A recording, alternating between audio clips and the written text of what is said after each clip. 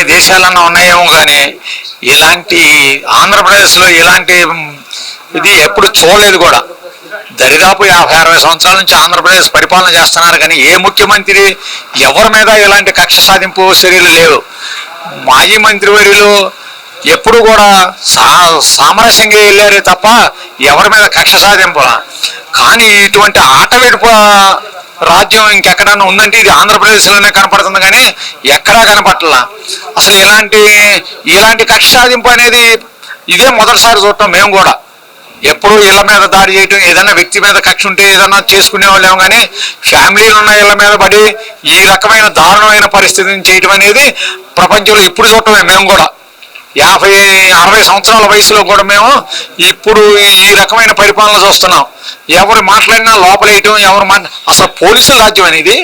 పోలీసులు ఉన్నారా? పోలీసులు ప్రజాస్వామ్యం జీతం తీసుకుంటున్నారా? సీఎం ఇస్తున్నారా వీళ్ళకి జీతం?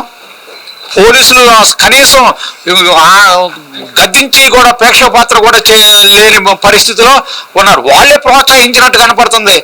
ఒక్క పోలీసు 100 మందిని సమాధానం చెప్పొచ్చు. అసలే ఇలాంటి ప్రభుత్వం పరిపాలన చేస్తున్నారంటే అసలు నిజంగా పోలీసు రాజ్యం ఎక్కడుందో తెలియట్లా.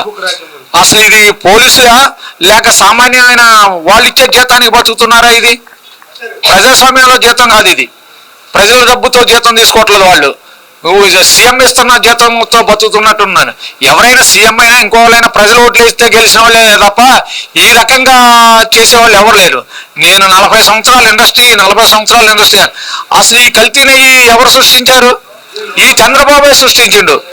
ఆ సృష్టించిన దాన్ని మాయ చేయటం కోసం ఇంత ఆట విడుపు రాజ్యం చేస్తున్నాడు ఆంధ్రప్రదేశ్ని. ఆంధ్రప్రదేశ్ పుట్టి ఎన్నాళ్ళు అవుతుందో తెలియదు కానీ అసలు ఎవరు చూడాల ఈ రకమైన ఆడవిడుపు రాజ్యాన్ని. ఎవరో చూడాల. ఇంత పెట్రోల్ బాంబులు వేసి కుటుంబాలను చంపాలని ఆలోచన దేనికి వస్తుంది? అసలు ఏం చేస్తున్నారు ఇక్కడ ఆంధ్రప్రదేశ్ లో? అసలు నేను 60 సంవత్సరాల వయసు. నాకు ఎవరు ఎంత కక్ష ఉన్నా సరే ఈ రకంగా ఇంటి మీద పడి ఎవ్వరు ఎక్కడ ఏ పల్లెటూళ్ళలో కూడా ఇంత ఆటవిపకంగా చేసింది ఎక్కడా కనపడలేదు. అసలు ఇంత దారుణమైన పరిస్థితి, ఇళ్ల మీద పడి పెట్రోల్ బాంబులు వేసి చంపాలనే ఆలోచన ఎవరికి ఉంది?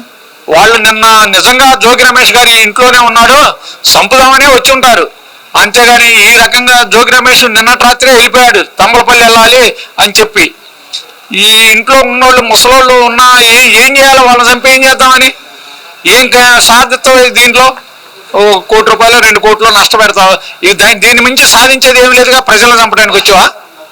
ఒక సీఎం స్థాయిలో దీని గురించి ఖండించడం కానీ దీని గురించి మాట్లాడటం కానీ చేయలేని నువ్వు అసలు సీఎం చేయడానికే అర్హుడు కాదు. అసలు హోమ్ మినిస్టర్ ఏం మాట్లాడుతుంది వీటి మీద? హోమ్ మినిస్టర్ సరదాగా మాట్లాడుకుంటుంది. నా రాజ్యంలో నేనే చేస్తానా, నేను బందిపోటు రాజ్యం ఉన్నట్టుంది తప్ప ప్రజాస్వామ్యం ఉన్నట్టు లేదు అసలు ఎక్కడ కూడా. ఇంత దారుణమైన పరిస్థితిని మేము ఇప్పుడే చూస్తున్నాం. దానిలో ఎటువంటి సందేహం లేదు.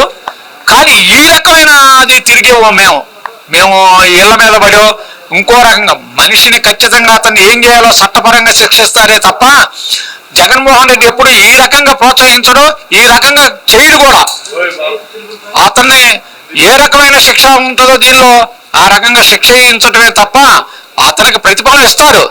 కానీ ఈ రకంగా ఇళ్ల మీద పడో ఈ రకంగా కొంపలు ధ్వంసం చేసో మనుషులను చంపో చేయరు. అతను చట్టపరంగా శిక్షిస్తారే తప్ప ఈ రకంగా చేయబోం కూడా మేమైతే. ఈ దాడి అనేది అమానుష్యం. చంద్రబాబు నాయుడు, లోకేష్ గారు ఇద్దరు కలిసి రెడ్ బుక్ రాజ్యాంగాన్ని ఒకదాన్ని ప్రవేశపెట్టి ప్రతి మంత్రి మీద ప్రతి ఇంటి మీద దాడి చేయాలని, ఈ ప్రతిపక్షమే లేకుండా చూడాలని, ఆయన ఒక్కడే ఏలాలని, ఆయన ఒక్కడే బతకాలని, చంద్రబాబు నారా లోకేష్ ఒక్కడే బతకాలి ఈ భూప్రపంచం మీద ఎవరో ఉండకూడదని ఈ ఆంధ్రప్రదేశ్లో వీళ్ళు చేసే అరాచకం ఎక్కడికి పోతుందో వాళ్ళకే తెలియట్లా. మన హోంమంత్రి అనిత గారు ఉన్నారు, ప్రెస్ మీట్లు పెట్టడం తప్ప దేనికి పనికిరాదని మా ఉద్దేశం. ఇప్పుడు ఏదన్నా ఉంటే కేసు పెట్టు, ఏదైనా చేయి. నిన్న ఇక్కడికి మా జిల్లా అధ్యక్షులు అవినాష్ గారు వస్తుంటే ఆయన అమానుషంగా పోలీసులు 100 మంది చాపారు. అదే 100 మంది ఇక్కడ ఈ ఘోరం జరిగేటప్పుడు ఎందుకు రాలేదు పోలీసు అనేవాళ్ళు? అదే 100 మంది నిన్న మొండితో జగన్మోహన్ రావు గారు, అదేవిధంగా అవినాష్ గారు ఇక్కడికి వస్తుంటే ఏం జరిగిందా అని పరామర్శించడానికి వస్తుంటే వాళ్ళు అమానుషంగా కారెక్కించి అరెస్ట్ చేసి జైలుకి స్టేషన్కి తీసుకెళ్లారు.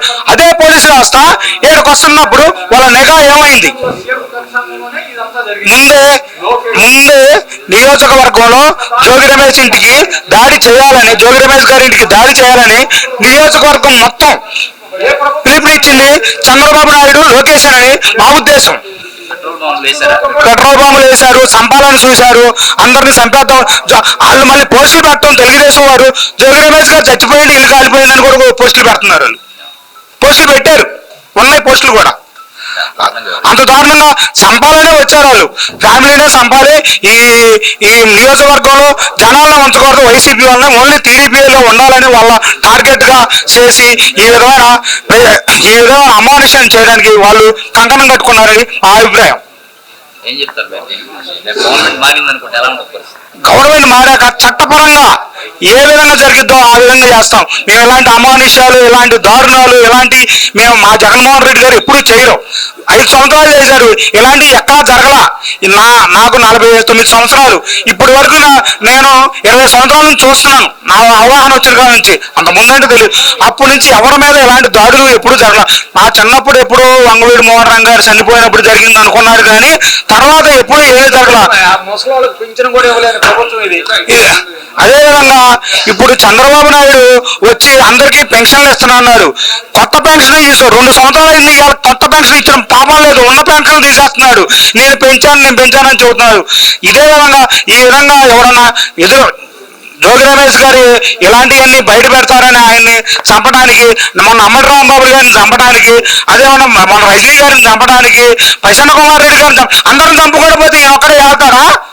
ఈయన ఒక్కడే ఆడమనండి. ఈ భూపాలి ఈ ఆంధ్రప్రదేశ్ లో ఒక్కనే ఉండమని, చంద్రబాబు నాయుడు ఒక్కనే ఉండమని ఎవరు వద్దు. ఈ చంద్రబాబు, ఈ లోకేష్, ఈ కృష్ణప్రసాద్, ఈ ఎంపీ చిన్ని, అదేవిధంగా మన హోంశాఖ మినిస్టర్ అనిల్ గారిని, మన DCM పవన్ కళ్యాణ్ గారిని ఉండమనండి. ఎవరు వద్దు. ఈ కూటమి అసత్య ప్రచారాలను మేము నిజంగా చెబుతుంటే లడ్డు మీద సుప్రీంకోర్టు ఇచ్చినా కూడా వాళ్ళకి గౌరవం లేదు. సుప్రీంకోర్టు నుంచి నిన్న చెబుతున్నాడు అతను మినిస్టర్, అదే మాజీ ముఖ్యమంత్రి కొడుకు మనోహర్ గారు చెబుతున్నారు, అసలు సుప్రీంకోర్టే ఇవ్వలేదు, జంతు అవశేషాలు లేవని సుప్రీంకోర్టే ఇవ్వలేదంట. ఇచ్చిన రిపోర్ట్ని బట్టి హైకోర్టు జడ్జిలు, సుప్రీంకోర్టు జడ్జిలు ఇచ్చినాయని కూడా వీళ్ళు అబద్ధమాడుతుంటే కోర్టుల మీద వీళ్ళకి ఏం గౌరవం ఉందని మేము అడుగుతున్నాం. మనోహర్ గారికి, టీడీపీకి, కూటమి ప్రభుత్వానికి ఏమి గౌరవం ఉంది? కూటమి ప్రభుత్వానికి కోర్టుల మీద ఏ గౌరవం ఉంది?